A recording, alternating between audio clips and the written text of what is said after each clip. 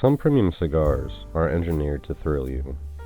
They're engineered not to fail, and that difference might explain why one of the most technically flawless cigars you've ever smoked felt a little boring.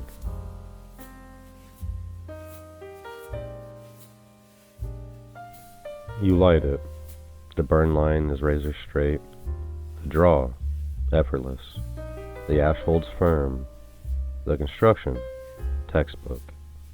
The flavors are balanced, clean, controlled. Nothing is wrong, and yet you're waiting for a spike, a shift, a moment that makes you stop and think, there it is, and it never comes. So the question becomes, if this is premium, why doesn't it feel premium?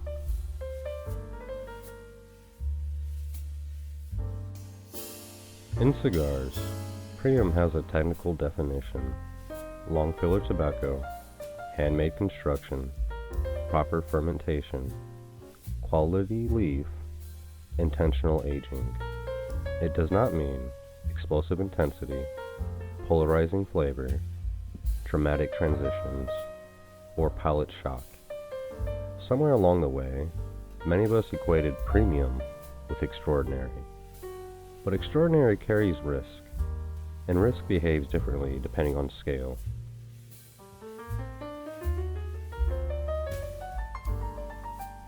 Consider heritage houses like Arturo Fuente, established in 1912, Davidoff. Modern cigar production began in 1960s. Padron, founded in 1964. Let's be clear, we're not saying these brands are boring. We're not saying they lack creativity.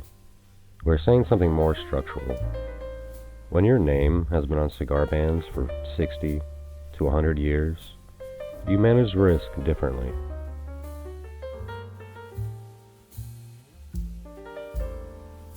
Imagine this. Your grandfather built a cigar company from nothing. Your father protected it through economic downturns, regulatory shifts, crop variables, and now it's yours. You're responsible for the factories, rollers, retailers, employees, and the reputation. You have two options. Option 1, release something bold and polarizing. 30% of smokers love it.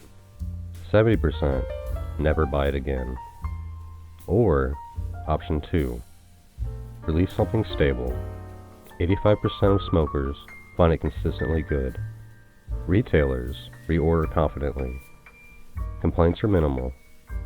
Which would you choose? And be honest here, because once you answer that question, you begin to understand why premium sometimes feels restrained.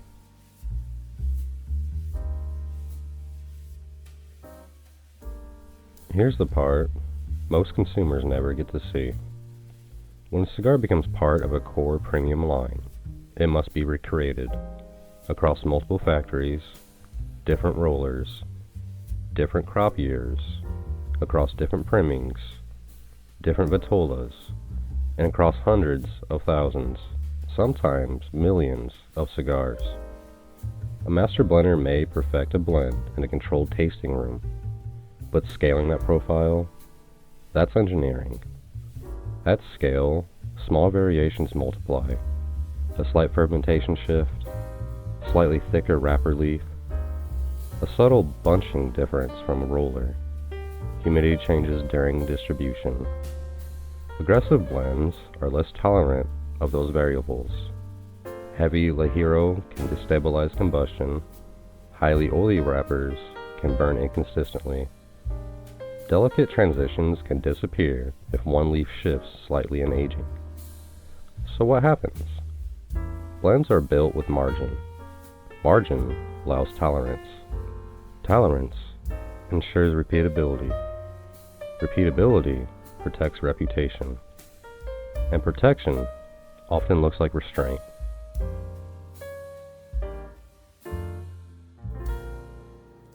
Premium brands don't just answer to consumers, they answer to retailers. And retailers care deeply about returns, burn complaints, draw issues, and inconsistencies.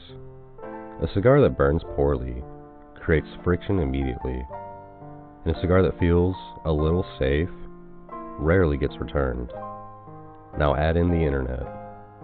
Decades ago, a flawed batch affected one shop, but today, a combustion issue can be posted and seen globally within 24 hours.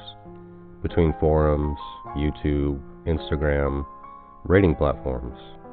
Risk used to be local, but now it's global. And global amplification punishes inconsistency far more aggressively than it punishes subtlety. That changes how large houses think.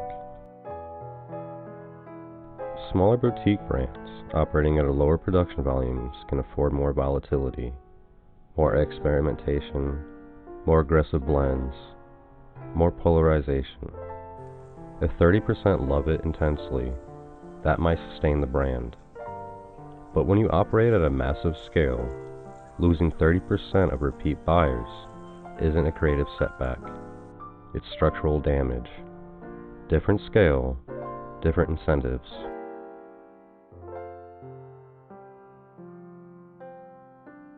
When multiple premium houses optimize for combustion reliability, brand protection, retailer confidence, review resilience, cross-year consistency, profiles can begin to converge.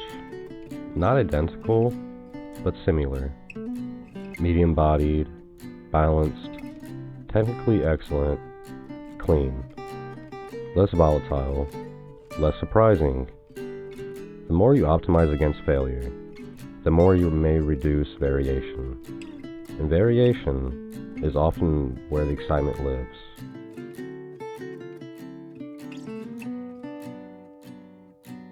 It took me a while to recognize this. I used to blame the cigar. If it didn't move me, I assumed something was missing. But sometimes, I wasn't chasing craftsmanship. I was chasing stimulation. And those are different pursuits. Understanding that distinction changes how you evaluate what's in your hand.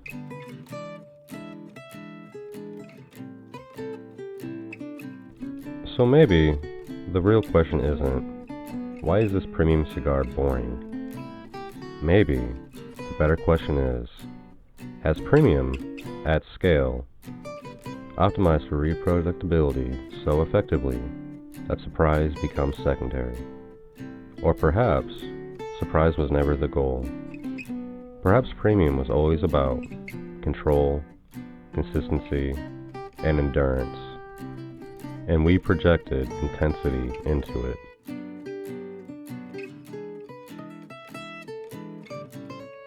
The next time a technically flawless cigar feels flat, consider this. You might not be tasting a lack of creativity. You might be tasting the weight of scale, the weight of legacy, the weight of a name that's been printed on bands for decades. Premium isn't always engineered to overwhelm you. Sometimes it's engineered to endure. And if something is built first to endure, excitement may not be missing. It may have simply been engineered out.